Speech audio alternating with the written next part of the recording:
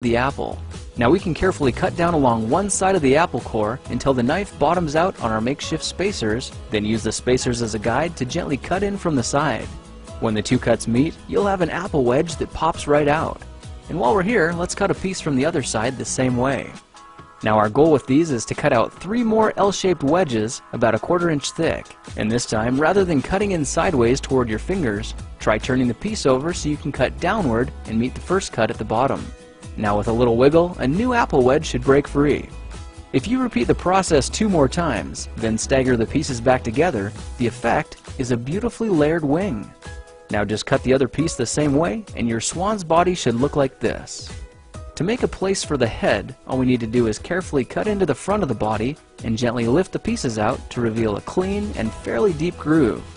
At this point we can go ahead and grab the other half of the apple and place it between the butter knives like before, but this time we're just going to use them as spacers to cut an even slice off the bottom.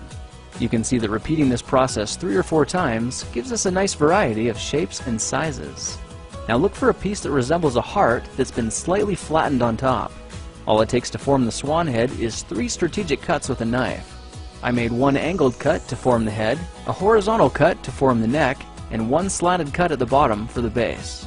Now you should be able to see how this is coming together, and to clean it up a bit, just use your knife to round off the sharp edges.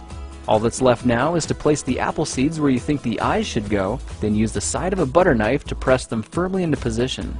When both eyes look good, simply drop the neck into place, and you're done.